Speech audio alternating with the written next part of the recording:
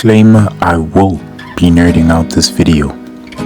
Pandora was introduced to us as a miracle, a world where everything was connected, memory, nature, ancestors, spirits, a place where balance wasn't enforced, it was understood. But Avatar, Fire and Ash asks a devastating question. What if a sacred world learns the language of hate? In mythology, fire is never neutral. It can warm or it can erase. It forges civilization, but also ends them. In Avatar, this matters because Pandora has always been defined by life, growth, regeneration, connection. Fire interrupts that cycle. Fire doesn't connect. Fire separates. And Ash is memory without life. By naming this chapter Fire and Ash, James Cameron signals a tonal shift. This is no longer a story about invasion alone. This is a story about what remains after belief burns away. Cameron has confirmed that Fire and Ash introduces Na'vi, who are not traditionally heroic, not gentle, not spiritually harmonious, and this is crucial because until now the Na'vi have represented moral clarity, a people who live correctly until outsiders corrupt them. But Fire and Ash breaks that illusion. The Ash people are not villains because they burn. They are tragic because they've stopped believing that air will protect, believing that balance returns, believing that patience is rewarded. Their existence tells us something terrifying.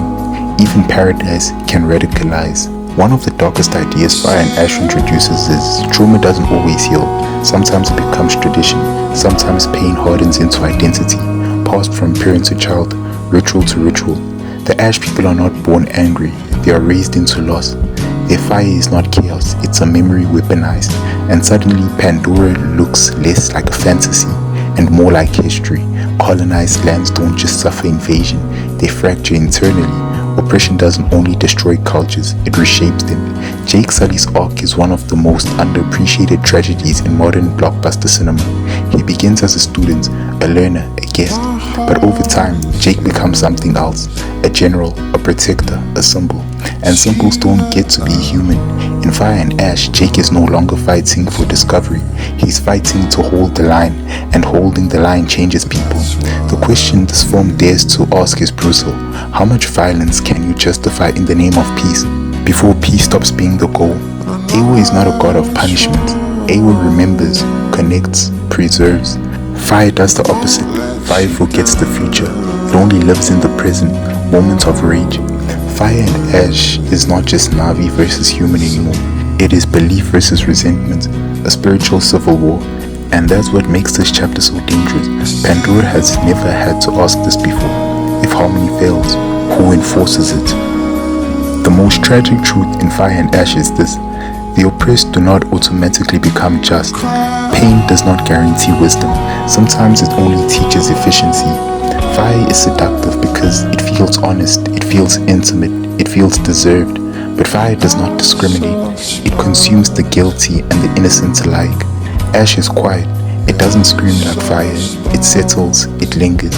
Fire and Ash isn't about explosions. It's about what remains when the fight stops, when the songs are forgotten, when the connection feels like a lie. And yet, Ash is not the end. In nature, ash fertilizes soil. It carries the possibility of rebirth, but only if something chooses to grow. Avatar Fire and Ash is not asking whether Pandora will survive.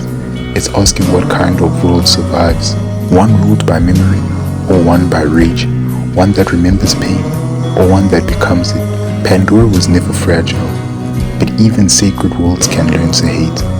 And the greatest tragedy isn't fire itself, it's forgetting why the fire started.